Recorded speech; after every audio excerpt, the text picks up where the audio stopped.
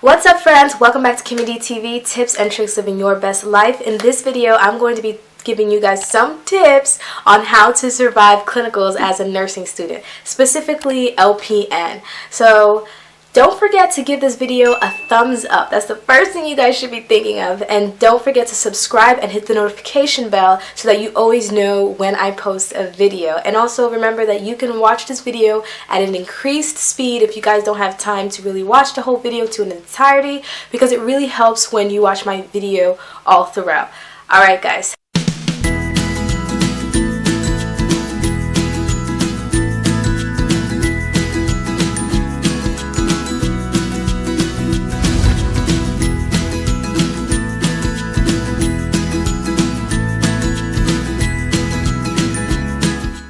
So let's get on to the tip. First thing I want to let you guys know is relax, breathe. I know that you guys are going to be really nervous, but the most that you guys will be doing is you guys are going to be giving medications, if any. It will be 1 or 2 under very strict supervision of your clinical instructor, because this is your clinical instructor's lifeline, okay? The license is his lifeline, his or her lifeline. So it's not going to give you a whole bunch of medications to give, but you will probably give 1 or 2 medications to just show you like the 5 medication rights, or now it's 7 or 8 now.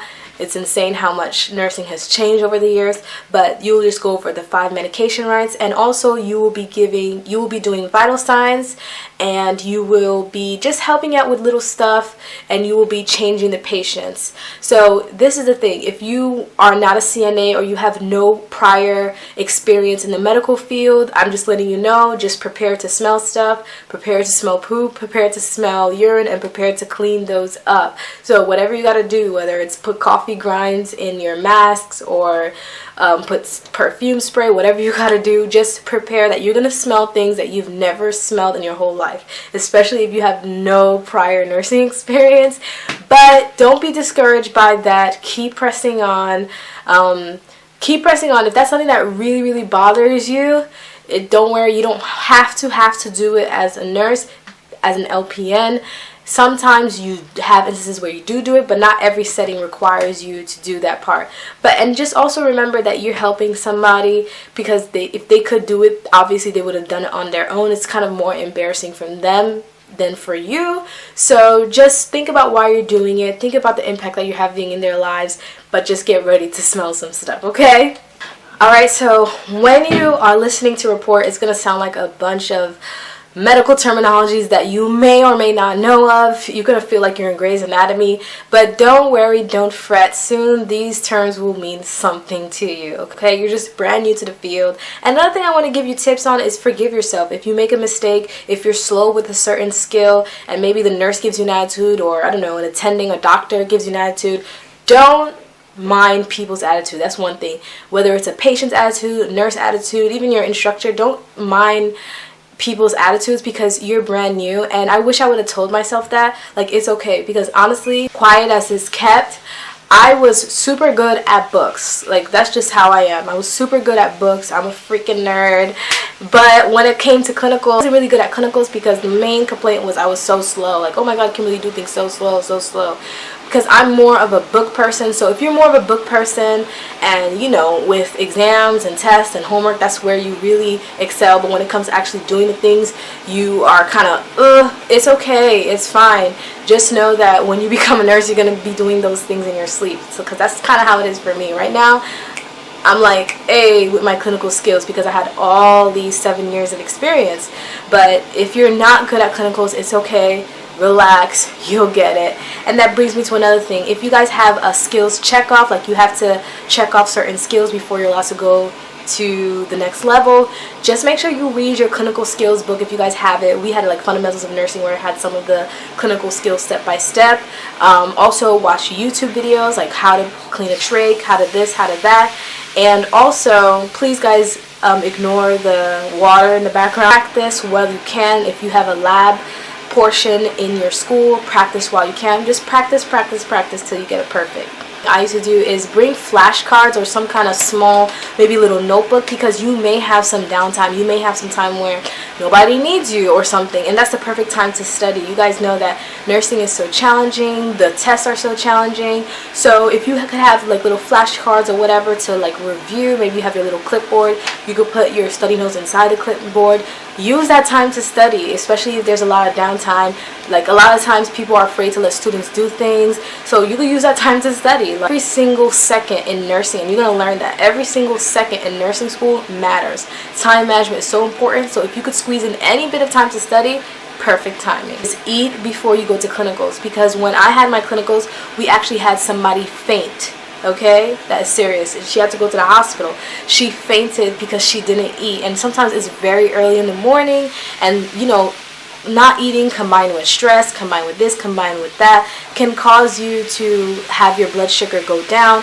So don't forget to eat. It fuels your brain, even if it's a little bar. I know you guys are stressed out, you're running like a chicken that lost its head, but don't forget to eat. Try to come in early as much as you can, maybe 15 minutes early. I know it's not always possible, but a lot of times maybe you have to find parking in the venue. Maybe you have to take a certain train. Like for those of you who live in New York like I do, like maybe you have to choose a different train. Maybe today that train was delayed. Maybe they were doing construction, and the worst thing you want to do is show up to clinical being late, and you know, you're on the floor, you see everybody already starting. It's like just a really bad look. It makes you look bad in front of the nurse. It makes you look bad for your teacher. It just, guys, it's just a bad look all around. So try to come early as possible. What I want to give is make sure that you network with nurses that you are working on the floor.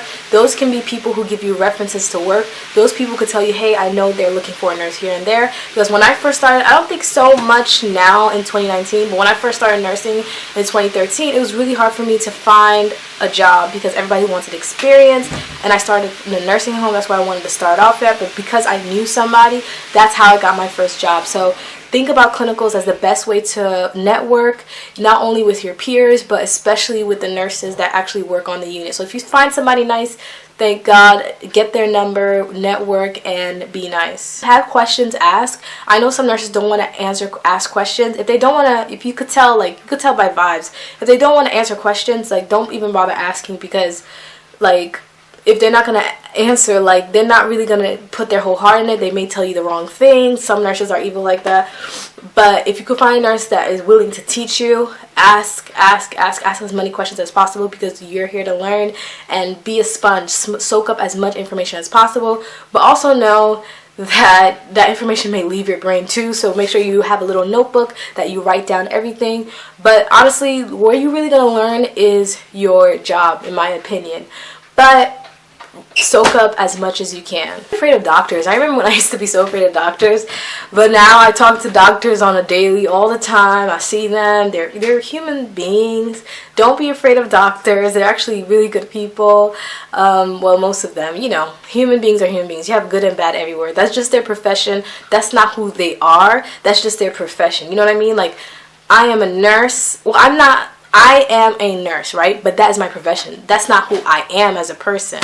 I am Kimberly. I don't know how to explain it, but a doctor is just their profession. It's not really like what they are or who they are as a person. So just don't be afraid of the doctors. They know you're a student. They know you're learning.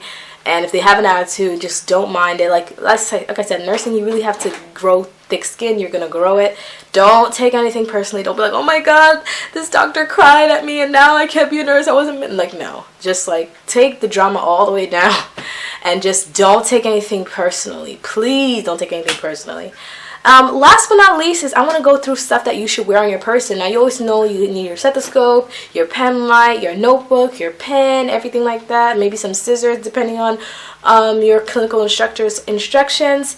But the number one thing I would tell you to bring is compression stockings. Now, compression stockings prevents varicose veins. You'll thank me when you're older. And also, compression stockings help with circulation. I don't know about you, but if I don't wear them, my legs tend to swell. And also, bring great nursing shoes. I like clogs because clogs work for me.